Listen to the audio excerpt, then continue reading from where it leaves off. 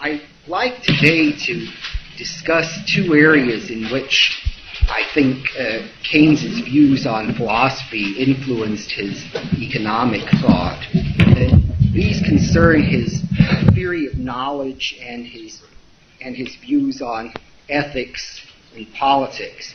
Now, Keynes's views on theory of knowledge are expressed principally in a book of his that came out in 1921, which was his fellowship dissertation at King's College, Cambridge, called A Treatise on Probability.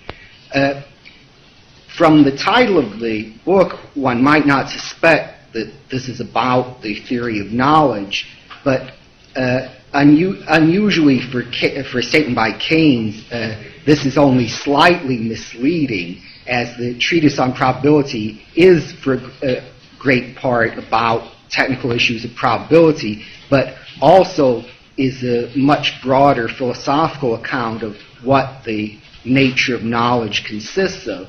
Now, Keynes divided knowledge into two different categories, direct and indirect. The direct knowledge were things that such as things we see directly or can perceive directly, such as I'm now looking at certain objects or certain shapes, and I can't doubt that I'm actually seeing something. This is something that's known directly. And as we'll see later, Keynes thought there were truths about ethics that were also directly seeable. But most knowledge, in his view, fell into the indirect category, and it's here that issues of probability come to the fore, because he thought practically all knowledge, since it's indirect, involves probability. Again, not in the mathematical sense, but just in the sense that we know things not directly, but just by inference or by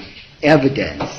And in his view, there were logical principles that enable us to go from certain evidence to certain probable judgments. Just like in the famous syllogism, all men are mortal, Socrates is a man, therefore Socrates is mortal, it follows logically, given the premises are true, the conclusion is true. Keynes thought that, given certain premises, it was logically true that such and such an event was probable, given certain evidence.